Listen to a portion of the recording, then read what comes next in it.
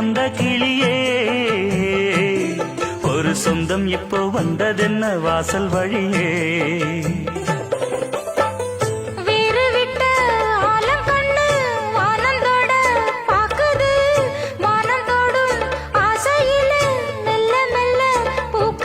பூ பூவா பூக்க வச்ச